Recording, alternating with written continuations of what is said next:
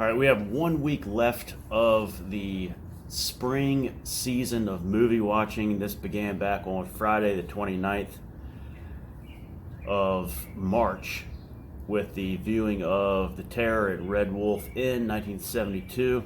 We're coming down to the very end of this season, and as of yesterday, I thought we were down to 2 obligatory films left until a couple others came to me. A couple others that are easy to kind of slip your mind and forget about. But luckily, I thought of them yesterday. But one of them I'm going to review today because I watched it. Watched it last night. And this one is called Trip with the Teacher, 1975. This is not a required viewing for this season, but it seems like it's one that I watch almost every single year around this time.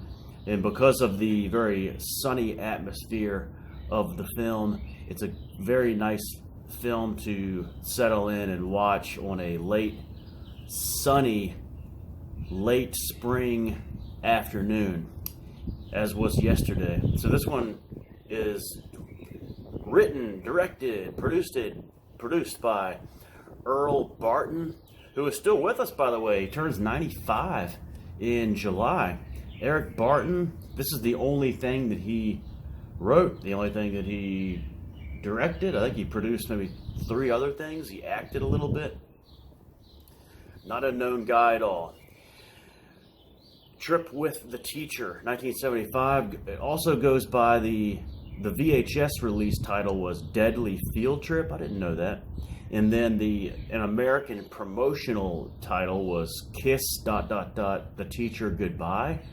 I kind of like that one. There's also an Italian and a German title for it. This one appears on the Gorehouse Great box set of about, I'm not going to say 50, but maybe 30 at the most movies. This is one that I've had a long time, and it's mostly 70s and some 60s, and I think maybe some early 80s films on there.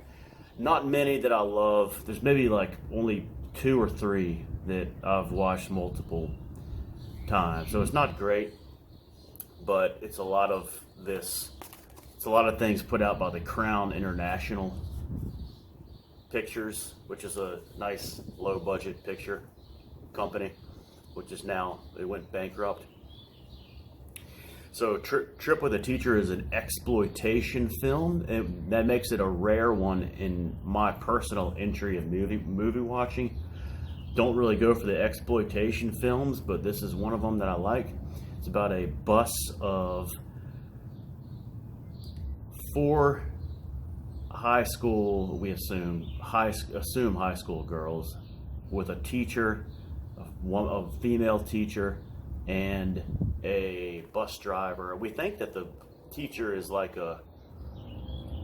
who knows, maybe some kind of sociology, history, social studies teacher, taking just 4 girls on a field trip from Los Angeles to, I think, the Arizona desert. So out in the desert, they're talking about possibly meeting Indians. The girls are portrayed as being ditzy at the beginning. The teacher is played by Brenda Fogarty, no relation to John, different spelling. She plays Miss Tenney.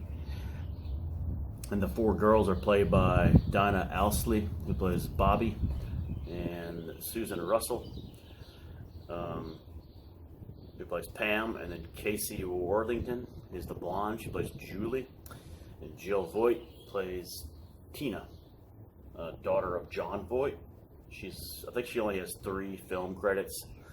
This is one of them, and then she has one in 1981, Friday the 13th Part 2, 1981, where she is an extra counselor with no lines. She is credited in the film. You see her like sitting at the little picnic tables when the head camp counselor is giving his little speech to the group. she is killed off, we think, off screen in that film, but she's just an additional counselor. Robert Gribben so the bus breaks down, and then they meet a group of what IMDb calls gangster or thug bikers, even though there's only really, or they're psycho bikers, what they call it, but there's only really one that's a psycho. So you have Robert Gribben as Jay. He's our hero. He's a guy who's got 10 days off from work, and he's just on his motorcycle, just driving through the country. He's the nice guy, and he meets the two kind of gang bikers who have some issues with their bike, and he helps them out, but he doesn't know that the guy's a psycho. But Robert Gribben as Jay, the good guy, was also in Teen Lust, 1978. That has Kirsten Baker in it. I haven't seen it, but Kirsten Baker, who's from Friday the 13th Part 2. So the two bikers other bikers are brothers, the bad guys. Robert Porter is the guy who plays Pete. He's kind of the guy who kind of wants to be nice. He's we don't know if he's the little brother of the other guy, but he's kind of the more sane brother. Plays Pete, and then the real psycho guy, Al, is played by Zalman King, who's better known as a director of sexploitation films himself, Wild Orchid and Red Shoe Diaries, stuff like that. And a film that Ian Taylor and I like a lot, Two Moon Junction 2. I don't know if he did Part 2. I know he did the first one. May not have done 2 with Cheryl and Finn. All right, you Finn flappers out there. So they meet. The bikers end up helping the broken down bus, but there's some encounters, and then the bikers actually tow the bus using their bikes to this like abandoned area with this like abandoned cottage. Then there's an altercation with the bus driver, who is played by Jack Driscoll. I kind of like this guy, by the way.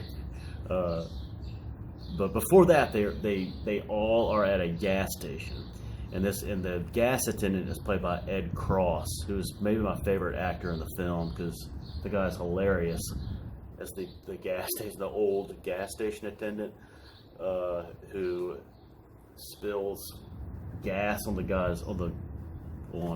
Zalman King's bike.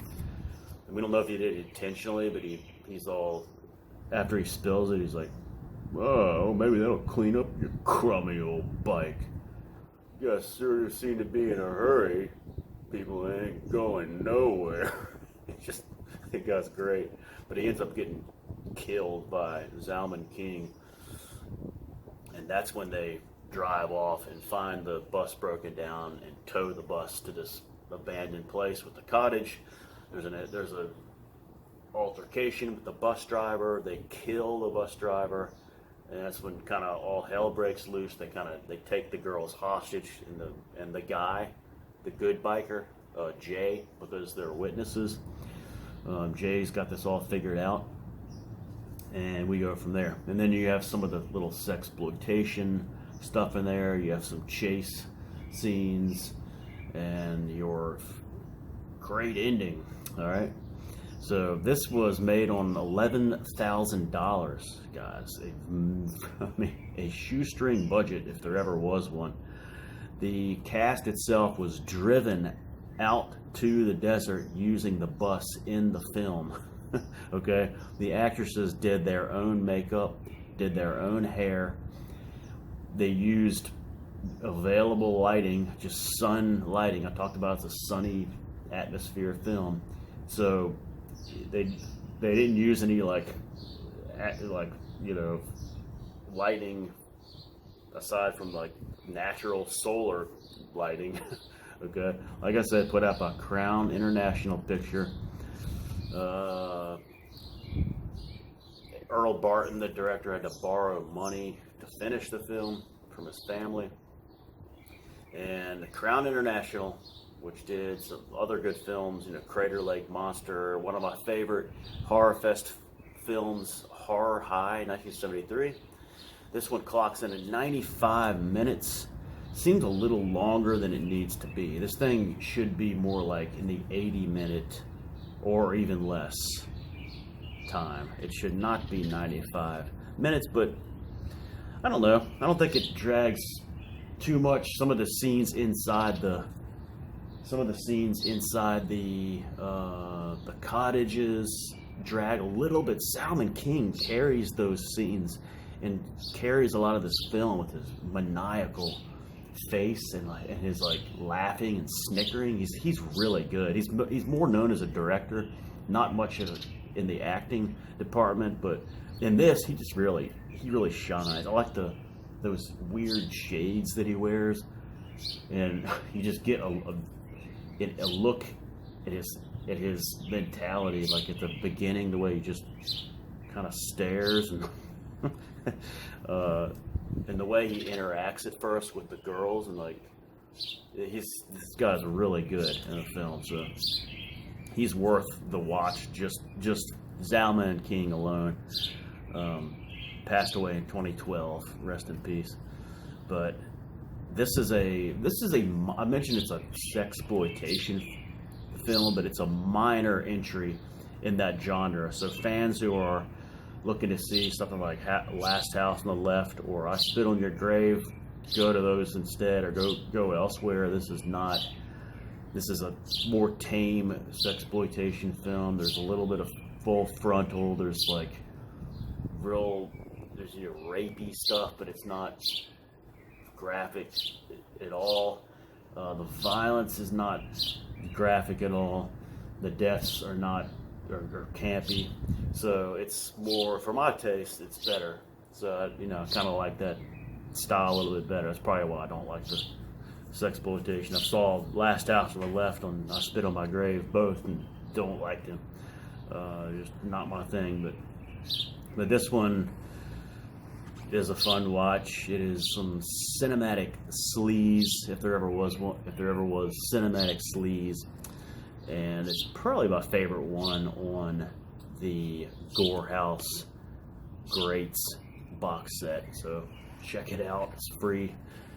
YouTube, don't go out of your way to find it on DVD, but it's a fun one, and that takes us to, with a week to go, there's still 3 must-watches left. So I've got to get one in tonight with a week left of the spring movie watching. That's my review for Trip with the Teacher, 1975, also called Deadly Field Trip and Kiss the Teacher Goodbye, with the great Salman King. All right. Thanks for watching, boys.